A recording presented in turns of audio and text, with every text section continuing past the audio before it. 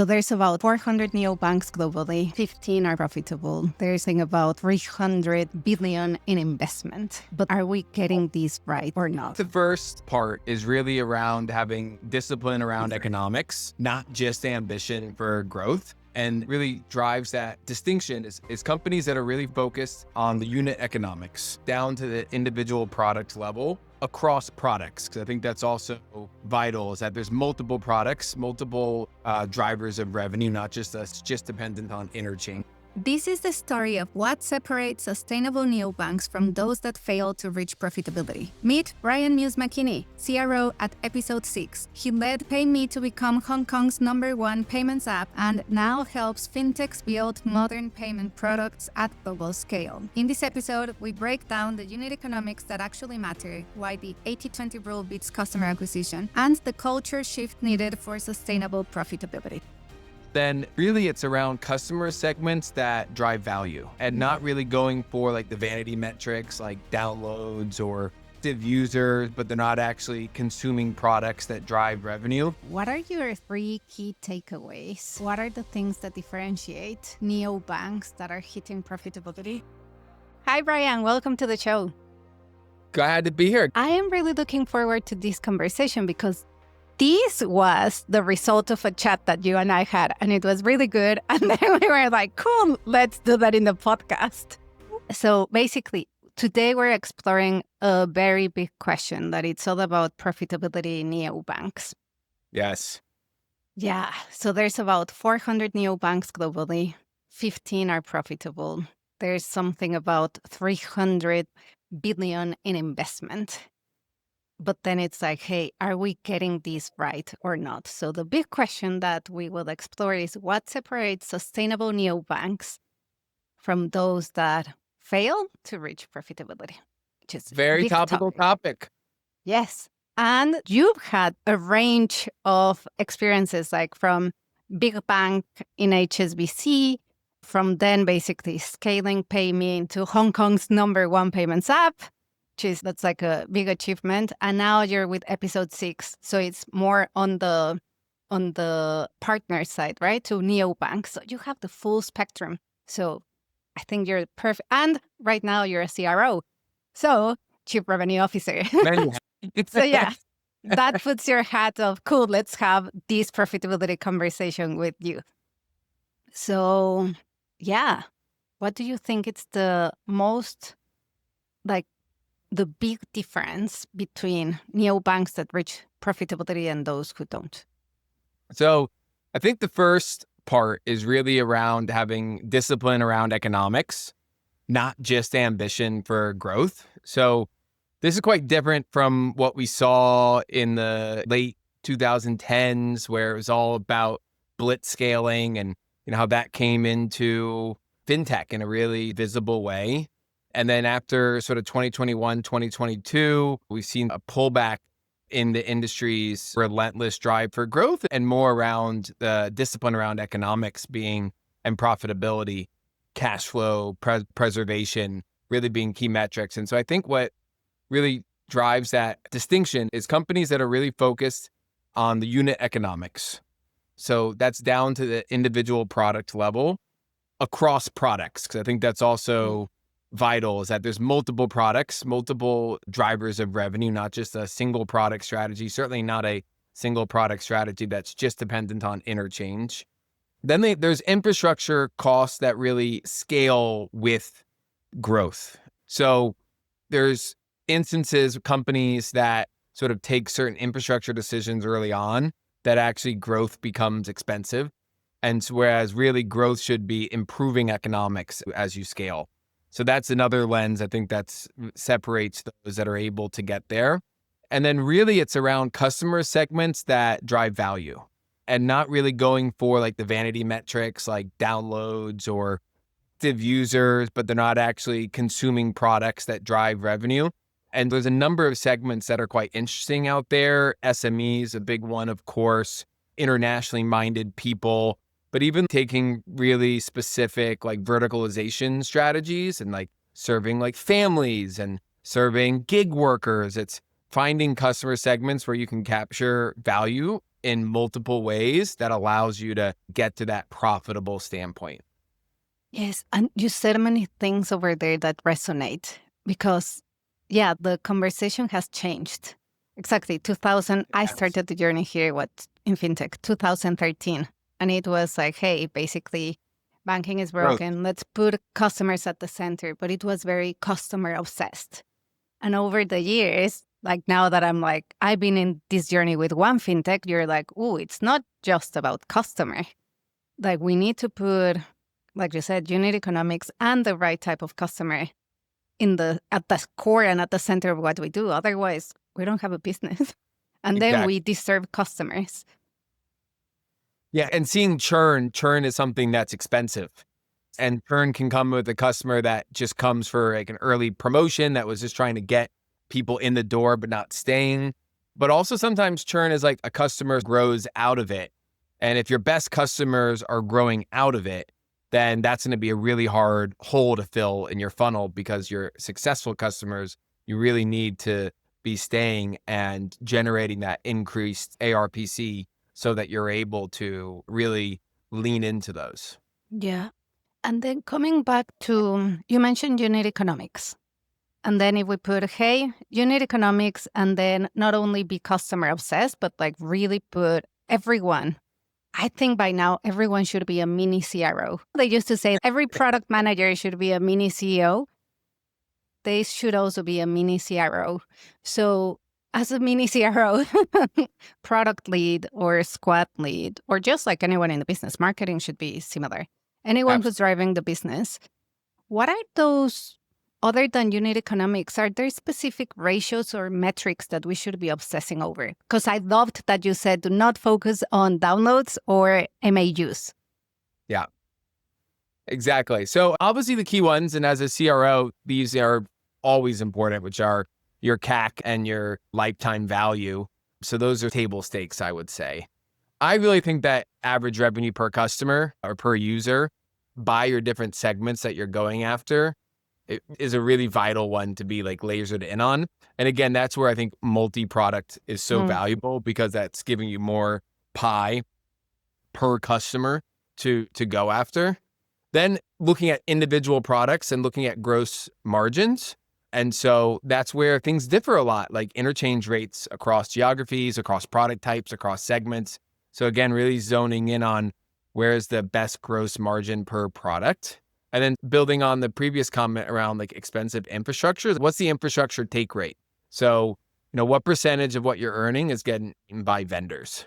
And so I think looking at those, of course, like time to monetization is also vital. Though when working right, sometimes the monetization takes a bit longer. But if you're tracking these metrics in a way that is building towards profitability, with CAC obviously being at the top of the funnel, that's where I think that sort of driving towards profitability becomes more likely to succeed.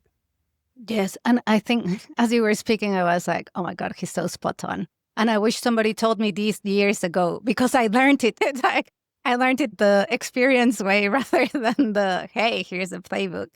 That's I why you're relate to here. that a lot. Yeah. I'm like, oh, Often the I only wish. way to get experience is through experience. Exactly. Exactly. So you touched on multi-product strategy, but also one of the things I've learned is, and gross margins, you also touched on that. One of the things I learned is having not all products are the same, basically. Yep. Because I was like, at some point I was like, yeah, we need to get users to use more products. But then that's where the gross margin conversation comes in. If you have Exactly. like bill payments, yeah, the amount in Malaysia, let's say, or in Southeast Asia, the amount that I pay for my bills compared to the UK, it's like minimum. So even the That's unit penetration. economics and the margin is amazing, then it's it's like the benefit is tiny compared to something else. So have you seen any specific product lines or revenue streams that really help move the needle? Yeah. So some of the obvious ones that have been successful would be FX and cross border, which I know We saw Wise, we've seen Airwallex, we've seen Revolut, a number of companies successfully use that as a real core of their profitable growth. Now those are good margin products with higher ticket sizes.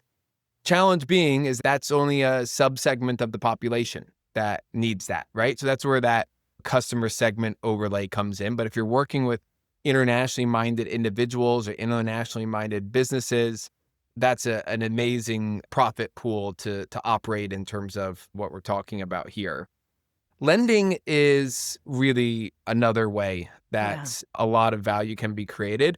And there's so many different types, whether it's like an earned wage access where you can get paid before you were going to get paid. So like really short-term micro loans. Of course, BNPL has proved to be really high growth at the moment. And the profitability is, I think, still to be determined, especially when you factor in potential losses. So that's like one to watch. If you're extending credit, like for credit cards, you're going to earn higher interchange than you are from a debit or prepaid card. Plus now you have a revolving balance where there's opportunity for income. Small business lending is one where there's, I think, great opportunity. They're an underserved segment from traditional banks. And so whether it's a sort of like expense management led play, like your Aspires or your Ramps, or whether it's a lending led play, like your Zeppelins or maybe your Pipes, there's a lot of opportunity within that lending space for small businesses who are quite underserved. And yet, working capital is their lifeblood. So those are two sort of broad product sets that I really think are great for this. Then there's this third, which really is, I think, takes something to get to, but if you're able to get to it, it's an amazing state, which is around subscriptions. Yeah. Even if you look at Amazon's results, obviously that's an adjacent industry here, like all that Amazon Prime revenue, it's just like flowing basically to the bottom line. And so now we've seen that model with Revolut, for instance. I love what Robinhood's doing with Robinhood Gold. It's because it does two things. One is it's like a pure top line to bottom line type additional revenue. Now, of course, there's things that go with it, but they're all packaged up. But what it does is it cements loyalty and cement deeper product use, because now there's an incentivization for the user or the business customer to really derive that value. Those are some things like beyond the account and the debit card, which obviously help right now with interest rates being higher. If you're able to secure balances in the account, that obviously makes a big difference. But in terms of fee income, those are three that I really like. Yes. And I think, again, I think you're spot on. I think you and I, we've learned with experience. So I can totally relate. And here, I think it's key to highlight what you mentioned at the beginning about infrastructure cost and your partners, technology partners, because then you need to ensure that once you have your unit economics, making the decision as a neobank, most of them don't start like with all of the product lines. They start evolving over time, right? But at some point you need to make the decision, hey, let's go into lending, or hey, let's go into SMEs. And then just those two products are going to have additional regulatory requirements, additional partner requirements, and cost, therefore. So you need to be able to say, hey, how am I going to acquire my customers with a decent CAC, but at the same time, grow my customer base and ensure that they use the products to ensure that I cover that OpEx from vendors. So it seems simple, but it's... And maybe just to build off that, because as a infrastructure provider, financial infrastructure provider, episode 6 has a cards and ledger infrastructure.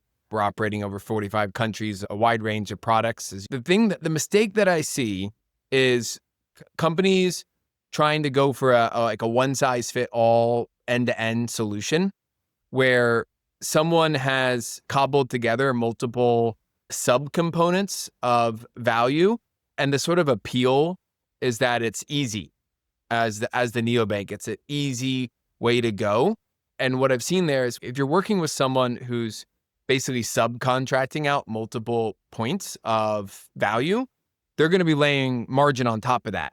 Yeah. And having more direct relationships with the providers that you work with and then being clear around what's your core, what is it that you want to build and you want to own, that sort of best in breed model, not only will it get you the best technology, the best flexibility to offer the products that are really going to move the needle for your customers, it will by definition improve your economics because there's no dilution in there. It does require more procurement work, but like I like to say, are you a company that wants to be product led or procurement led? Yes. No procurement led. Nope. I think that's a really interesting insight. Anything else that, like, in your years of experience, you've seen like something surprising that it's like, hey, what goes against conventional wisdom when it comes to profitability? I would say it's not really against conventional wisdom because it's actually one of the oldest axioms, which is like the 80-20 rule. But it has, I think it flies in the face of some of the blitzscaling wisdom that was out there, which is, rather than focusing on acquiring more customers, focus on getting depth of penetration with high satisfaction of your existing customers. And so if that 20% of your customer base really can drive 80% of your, even higher percent of profitability, because you're not going through the churn, you're not going through the customer acquisition costs. I think that's the key. And so it's unconventional in the sense that it's not been so much the play, but it's actually harkens back to what we've seen from like large scale established companies. That is really, and then if you're able to generate an extra 5-10% out of those best customers every year, that really compounds and grows and provides that profitable base for you to expand maybe into a new market, expand into a new product line, expand into a new customer segment. But you really need that profitable super user growth. Yes. I was going to say that. That's what I call the power users. Yes, Exactly. Power users. The power users. It's a beautiful concept, I think, because we don't need to grow that much. You just need specific type of customers. And then here the challenge is not only how do I identify them, but how I identify them, but how I grow them. But it's not that's not what I'm trying to say. Sometimes you identify them. It's easy. It's the 80-20. What's the 20%? It's not hey, just the 20%. It's not as simple as that. But it's like within that 20%, how do you really say, hey, there is a market for it? These customers are not just the anomaly that are bringing that 20%, that 80% revenue, but it's like, how do we identify the real, this is like product market fit, right? The real 20%. Not the one that's in my books, but the ones that are out there. Exactly. And to me, the best way is to talk to your customers. Talk to the super users, right? That understand not just who they are, but why are they finding your product so valuable? And then identify those characteristics that you can then equate into other parts of the population that you're not serving. So like to me, the thing that people just so often overlook is understanding at a relatively deep level, like who your customers are, and particularly who your most successful customers are or companies. And then not only nurturing and cultivating those relationships, but using that as a way to identify where else those pockets exist. Yes. And I think that's where the conventional wisdom of customer obsession comes in. Yes, it doesn't exactly. go away. It doesn't go away. Agreed.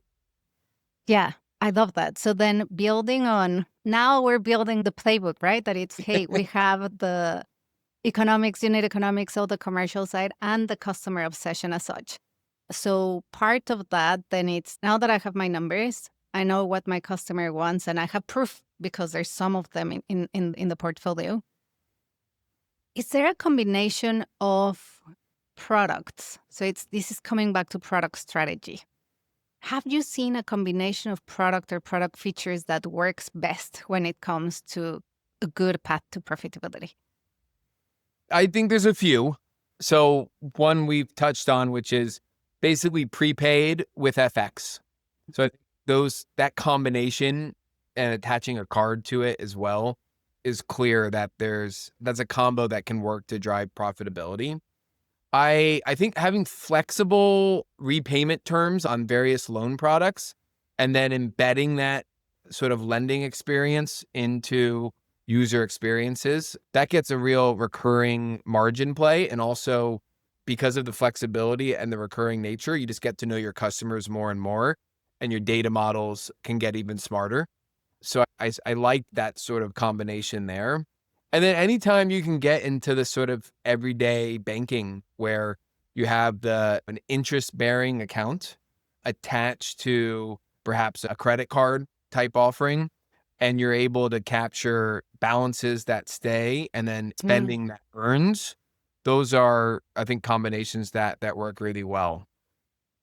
Yeah, and I think you put it really well. Like coming back to customer and jobs to be done, it's customers come to us as neobanks because they need a place to put money in and keep their money safe, but also they need to make payments. So it's like the basic core of jobs to be done with good unit economics. Hey, basically.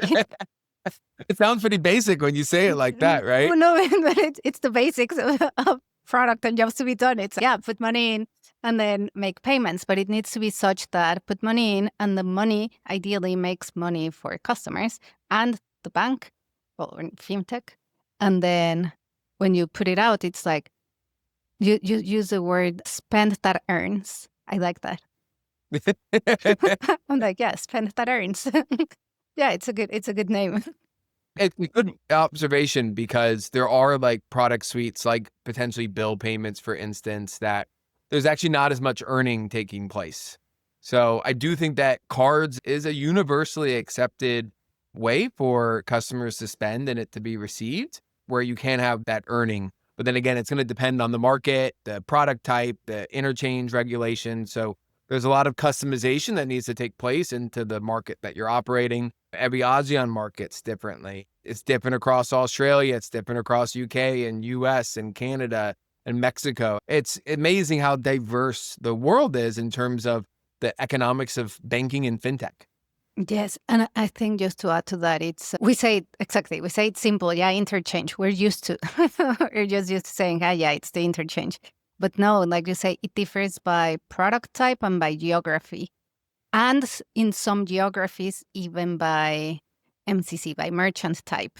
Therefore, when we say spending that earns as a principle, then that may look different in every fintech. Yeah, That's exactly. it. That's a great way to frame it. Yeah, that looks different.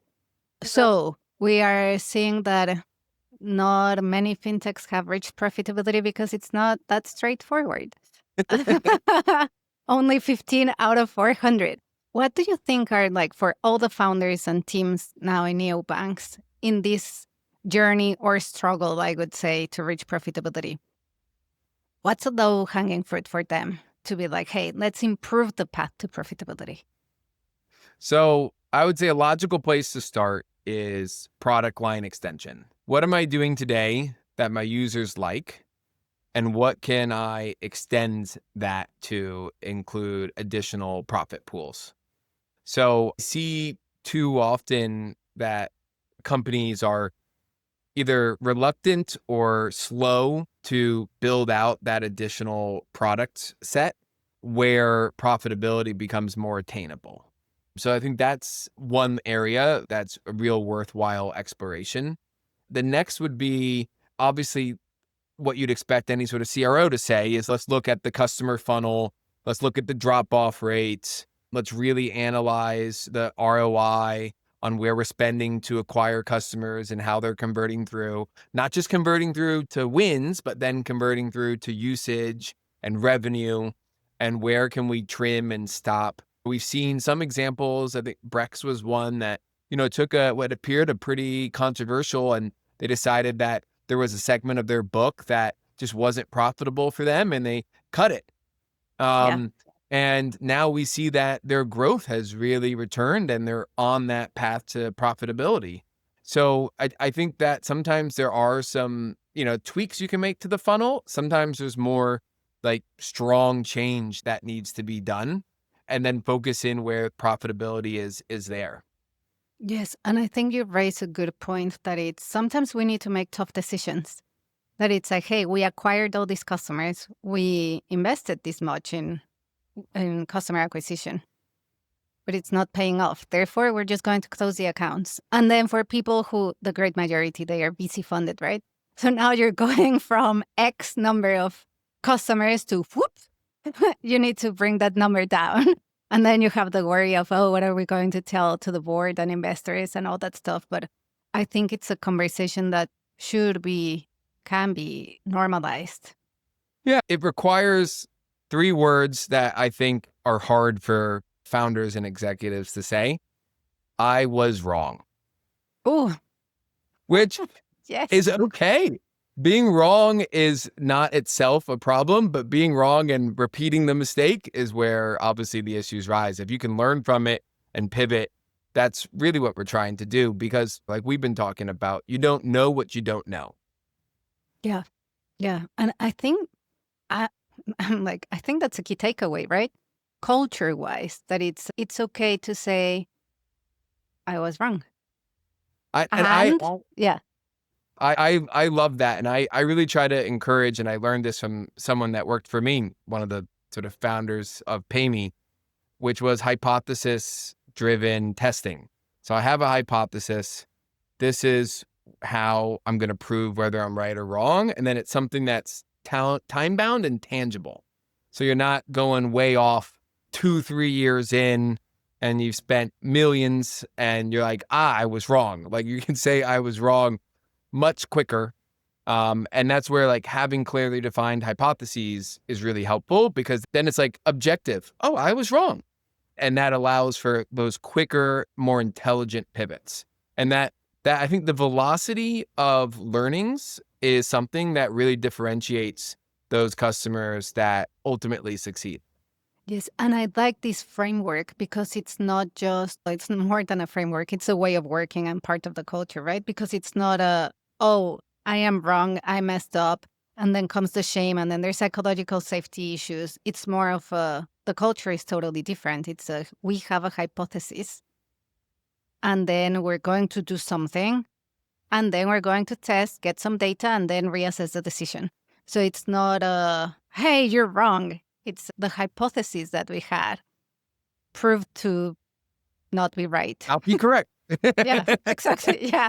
Yeah. No, but because like I do believe psychological safety within the teams is very important, especially we're breaking things and trying to go fast, and sometimes things don't work. So it's how do we keep that balance of saying I was wrong, but in a space where people still feel free to say this didn't work. I really appreciate and value that psychological safety that you're speaking of. From a culture standpoint, I've worked in many different types of cultures, and that is perhaps the most important ingredient, because it does create permission to try things. And if we have to make sure that everything's definitely going to work, one, that's probably an unrealistic bar, but 2, we're going to take forever to do anything, because we're going to need so many validation points before actually doing it that the opportunity may have already gone by. And so that psychological safety, it also encourages like thoughtful risk taking. And that's what we need to succeed. If everything is prudent and cautious, that's not really a disruption success formula. But also reckless is not either. And so with that psychological safety, I think there's an element of accountability and transparency that helps create that culture where these things feed off each other in positive and healthy ways that can create that winning culture. Yeah, I love that. And it's the winning culture. Every time I hear that phrase, I'm like, yes, that's the name of the culture. It's a winning culture. It's not a high performance culture. I'm going off topic from profitability, but culture and profitability are related. Like Very in my much. mind, sometimes when I think high performance, there's an element of fear, right? Oh, if you don't do well, you're out, up or out. And it works in consulting. It works, right, in some places. But I think the winning culture, that's different, because it's like a high performance with psychological safety and really engaged employees. I think it's hard to build but it's something aspirational. And I love that. And I'll add to that, which is one of my favorite things of winning culture is winning, because winning is fun. It is fun. It's fun to be learning and applying your learnings and seeing wins and growth. That's an enjoyable environment to be a part of, and work's such a big part of our individual lives. So like, why can't we have fun while doing it? Yes. Yeah, we do work a lot. Like, we know that. Everybody knows that. Like, we do work a lot, so we might as well make it fun with all the Exactly. pressures that we have. Anyways, coming back to you now with your hat CRO in episode 6. So basically, you work with neobanks across the world. Are you seeing any differences between geographies when it comes to profitability models? Does it work different in the, let's say, in the US versus Asia or Europe? It does. It's a great question. So maybe let's take it sort of region by region. Yeah. So in Asia, obviously, and I lived in Hong Kong for a couple years.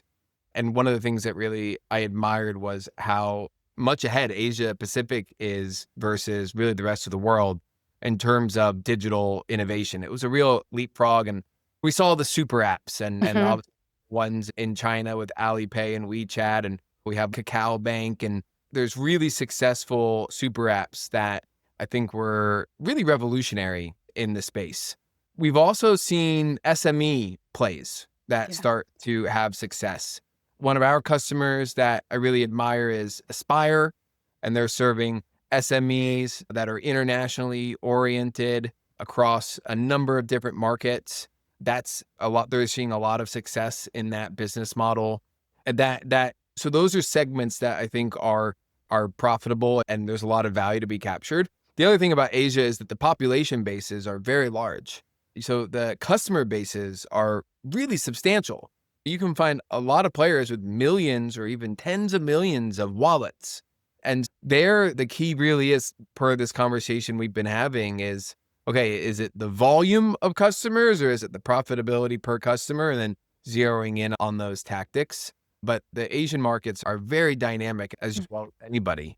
In Europe and the UK, it's been a sort of different playing field there. I think there were some earlier neobanks that have proven to be quite successful, even though they were really dismissed at the beginning from the incumbent players. So whether you're talking about a Monzo or Revolut or an N26, these are all companies that have really proven out to be very successful and sustainable.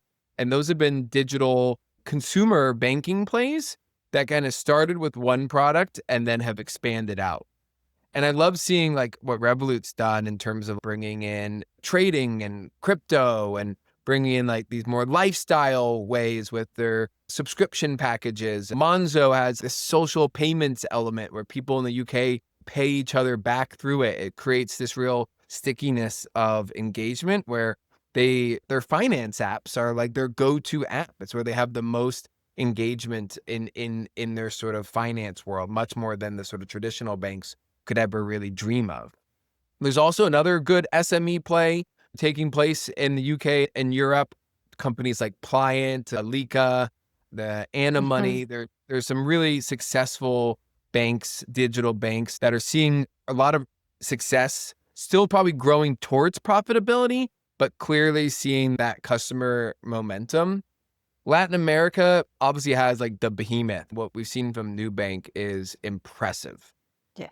That is perhaps the singularly most impressive. It's the most valuable company on the Brazilian stock exchange, a neobank, right? See. That's really something. And they have an extensive product set. They've leaned heavily into credit and being able to lend through using AI and data that others didn't have access to or weren't willing to use. And they've been able to deeply penetrate. And now we're seeing them look at additional markets. So they're a key one to watch.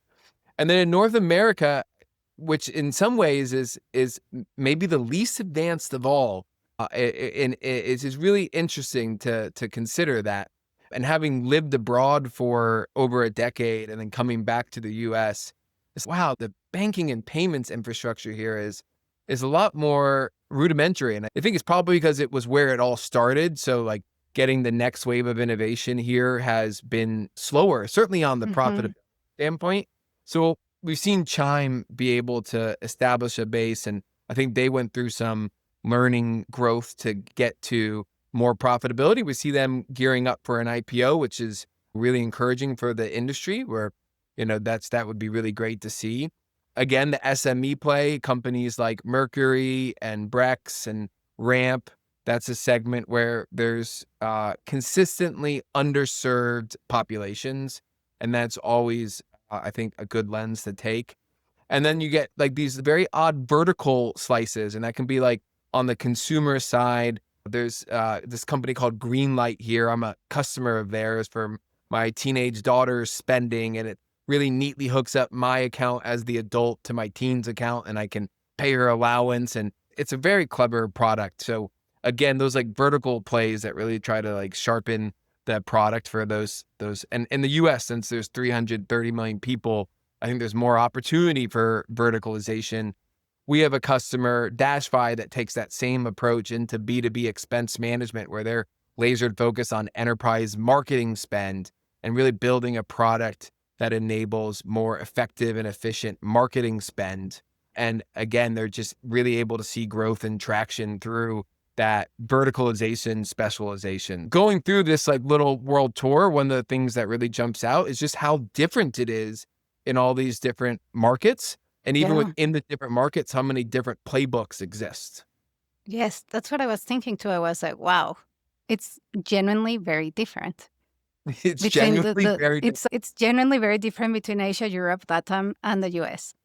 It is different. So I think the thing that may be common across all of them, it's the challenges. One of the challenges that we have is innovation. I don't want to use the word innovation, but it's a differentiation. How do I put something in the market that customers choose mine over the competitors, which is, it's a challenge on its own. So what have you seen, which product or new products or product combinations, iterations, have you seen work well in any of all these industries? I think there's a difference between first product and the extension. And so first product, and it's a higher bar now than it was 10 years ago or 5 years ago. And if you're really getting started, I'm a big believer in the sort of 10X doctrine, where you need to improve someone's experience, whether that's like the actual user experience of how much time it takes, whether that's the cost of it. Like you need to 10X improve their value to get them to change behaviors. And so finding that first product that really is different and better. So with Revolut, it was that multi-currency and prepaid account and card setup. Well, that really was better. Neobank, it was bringing in the card that we were speaking of to actually give people access to money. Robinhood, free trading. That was a very compelling first product, and it's really shaken up the industry. But then each of those have logically extended into more products. So Neobank, starting with lending, now it's basically your core bank. And so that extension to go just from the lending to now we're deposit taking, and now we're effectively capturing your whole banking wallet, I think is a very thoughtful expansion to get to real profitability. Revolut actually went into trading and went into crypto. And I think crypto is an interesting one for neobanks to consider, including stable coins. I think there's tremendous possibility for fintechs and neobanks to expand their ARPC by being more connected into the crypto and stablecoin world. I think Revolut is a good example of that. And then Robinhood went the other way, starting from trading and now introducing Robinhood Gold. And for $5 a month, you can get 5% on your savings account, and you can get a card with 3% cash back, and really building out this additional value set where, again, they're leaning into their premium customers to deliver even more value and thus capture even more of their banking wallet. What I'll say that really struck me for years at large banks and having quite senior roles and trying to convince the top of the house that we need to do stuff differently is that the incumbent banks, there's been a real dismissiveness towards the fintechs and the neobanks because Revolut's just a prepaid card and Robinhood's just a trading app. That sort of mindset of just seeing that first product and being like, that's only a small portion of what we do. One, you could have lots of little piranhas like chipping away. And if everyone's doing some sliver of banking much better, you could start losing all little bits and pieces and all of a sudden it adds up a lot.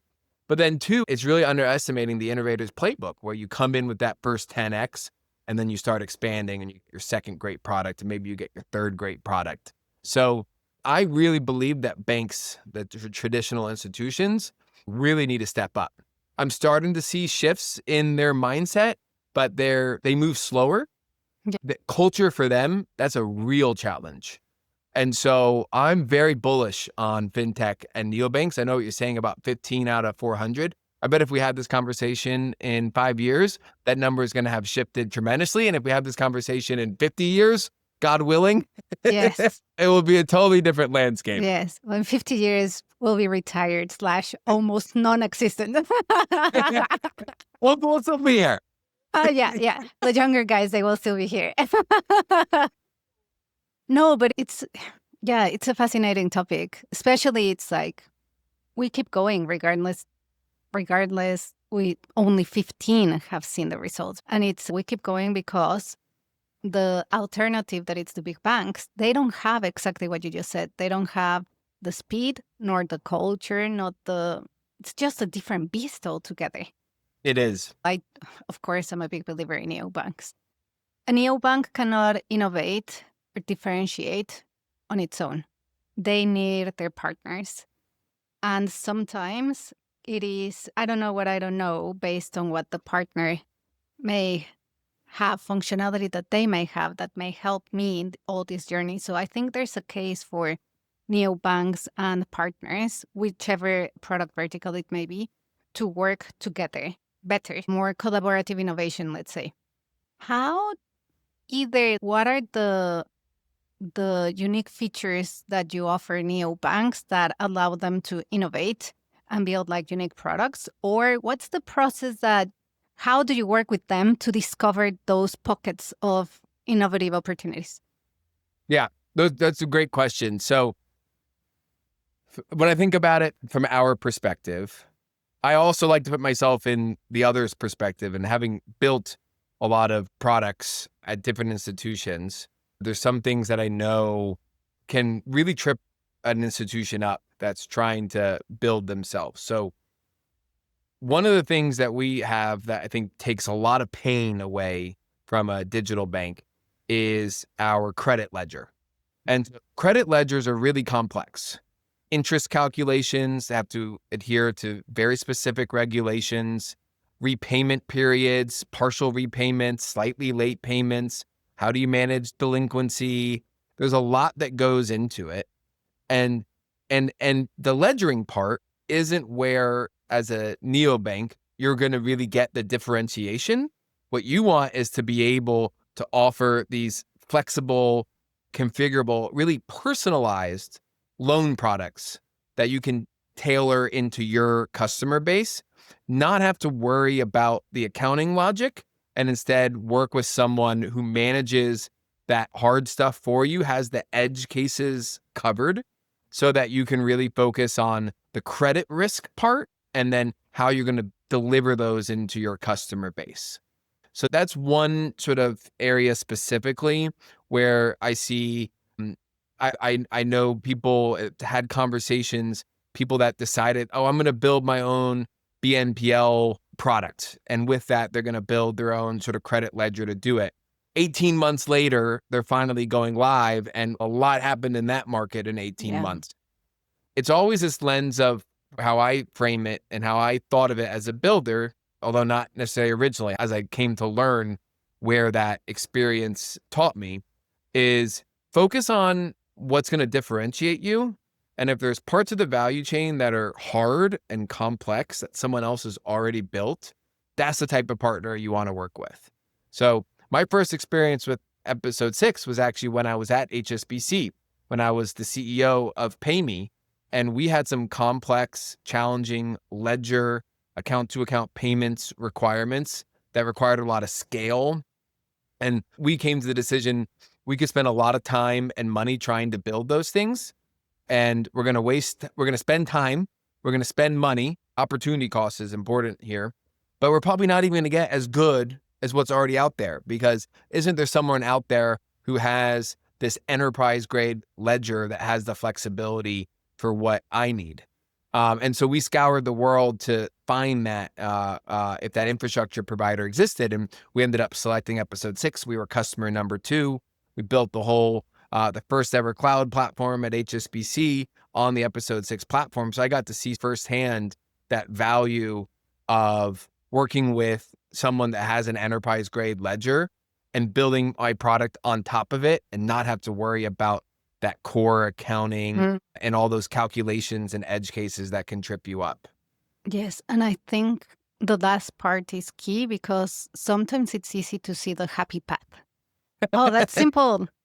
But it's all the unhappy and exception scenarios. And once you go into the detail, that you're like, wow, this is a monster. And That's the they same. can sometimes double or triple the timeline. Yeah. I think those of us who have built, we've all been there where we thought we were weeks away. And then in the testing, some edge case came out and we're like, oh, Yes. we didn't know about that one. Yeah. So the other area that I think we can provide a lot of unique differentiated value is multi-currency, multi-country issuer processing. There's a lot of complexity in the market in terms of providers and how they work across different markets.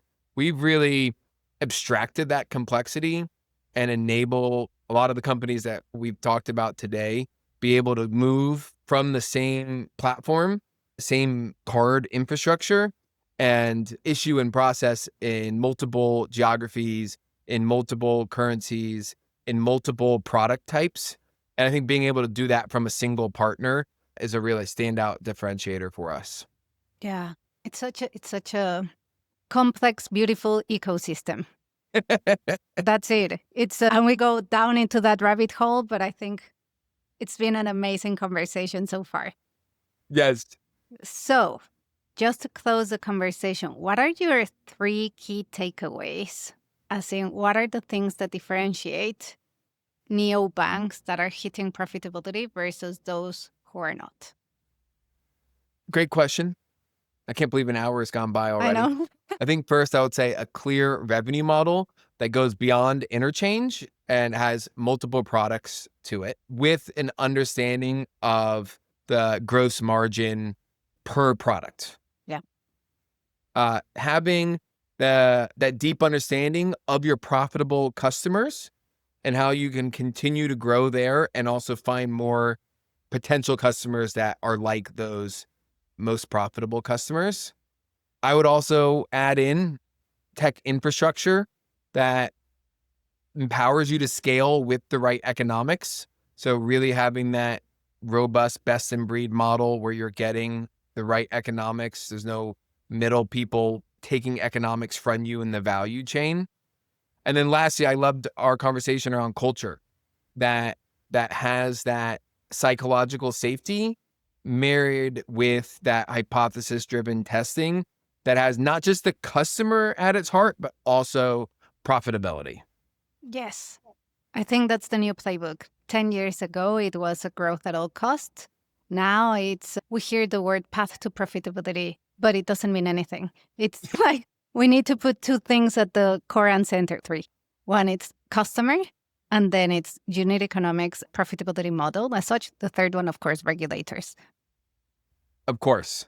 Yeah. Can't have anything without that. No, exactly. Yes, caveat. Awesome. Brian, it's been an amazing conversation, probably one of my favorite episodes that I wish somebody told me all these 10 years ago. It's been a pleasure having you in the show. Thank you. Thank you. I really enjoyed it too.